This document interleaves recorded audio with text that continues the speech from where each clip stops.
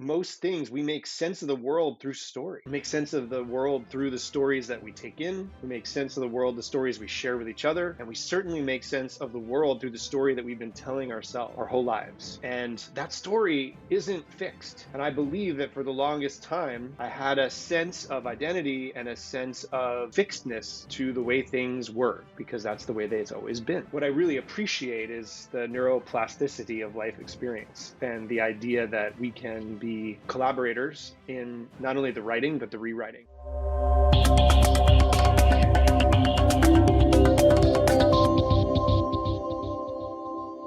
But Joseph Ariel Town, he is, as I said, award-winning Los Angeles-based performer, writer, director, and teacher. He is the co-founder and CEO of The Performer's Mindset, where Joe works with performers to elevate their craft, with core professionals to bring mindset practices into the workplace, and with creatives of all types, preparing them to show up at their best in life's big moments. He's also the host of The Better Podcast, where Joe is exploring elements of the creative process. And really, as we've spoken to, Joe has a very interesting background. So also has another name and identity as Joseph Ariel. He has a Feng Shui background, which is how we're going to be getting into space and story, and to hear his story, his own introduction to these areas of energy, these kind of invisible senses of space, or what really started connecting him with his own inner world and inner journey to discover himself. So we're going to be getting to explore really how all those things have led Joseph to where he's at. How would you describe your own journey to being here and what you're excited to share with our community?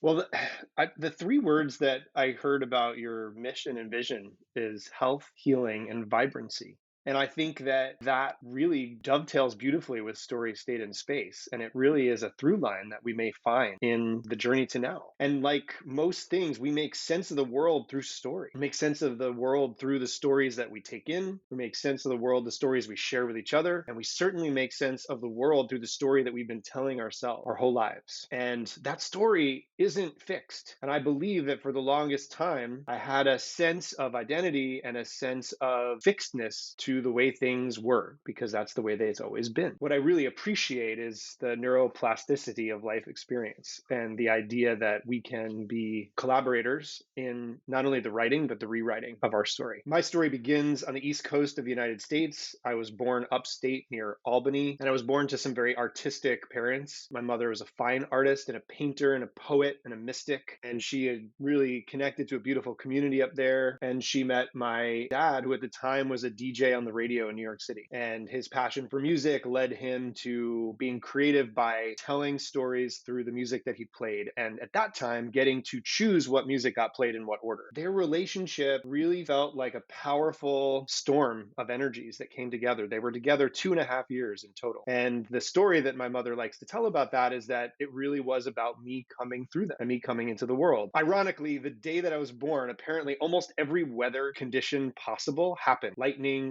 snow, rain, sunshine, rain, like everything happened weather-wise, which really metaphorically makes sense of the energy that they had. It was very passionate. They moved in together after 3 days. 2.5 years later, I was living with my grandparents and my mom on Long Island. And so now as a single mom, and he trying to figure out what he's doing to be a provider in this vision he has of being an artist on the radio, my mother met another man when I was about 1.5 years old. And together we moved to a communal living situation on Long Island, a non-denominational, not rooted in any particular philosophy. It was just a collection of amazing humans, artists, teachers, mathematicians, and they all wanted to live intentionally. So they were living in this 10-bedroom mansion that was on a mile of private beach. And the only rule they had is that everybody had to agree for somebody to move into this space, that rooms would go empty. So my stepdad, who became my stepdad, but my mom's boyfriend at the time, my mom and I moved there. And it was my first experience having like this collective of people caretaking and guiding. And I was the only child. There was a dog, but I remember some of the people that lived there, who I still know today, practiced what it would be like to be a parent having me there. And so at that time, I was still Ariel. My birth name in the world was Ariel. And I say Ariel because that's what everyone pronounced it as on Long Island.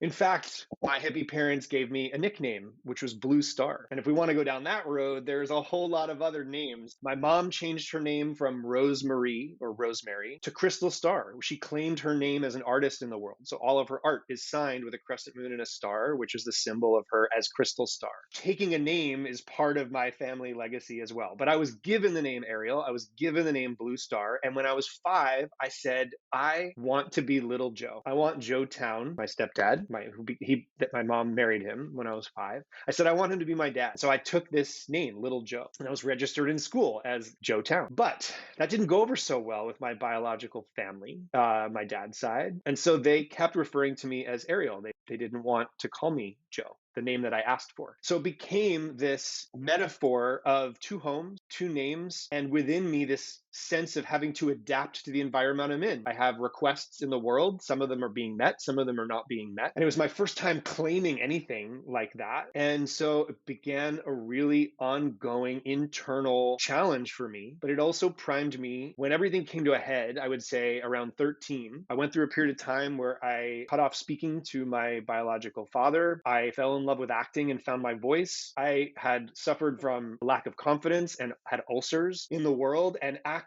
to me really saved my life. It gave me a voice and it allowed me to express myself differently than I ever had. What is the role of having parts of our story that are fixed and parts that aren't? And how do we exist in that in between where we're constantly figuring out like which ones do we want to be fixed and which parts do we not? And it ties so much to me to your story around your relationship to your name. And so I'd love to kind of keep hearing about that with that question in mind. You know, I love that you brought up that our names have a lot of power to them, and whether they're given to us and we come to understand what the intention was behind it or what the name means, or whether we claim one for ourselves, this is part of our signature story. And so Gabe, I would imagine is connected to Gabriel, which is the name of an angel, right? A messenger of kinds. And I don't know what the specific origin is for you, but when I think of Gabe, I think of Gabriel, the angel. And when I hear Rahul, Ra feels like it's connected to the sun and masculinity. And I don't know the whole part yet, but each of our names contains this story before we even come to understand what it means. And then there's like a chance for us to rewrite what that means. So Ariel, which only one friend in my whole life ever pronounced that name Ariel. And Ariel means lion of God. And it's a protector.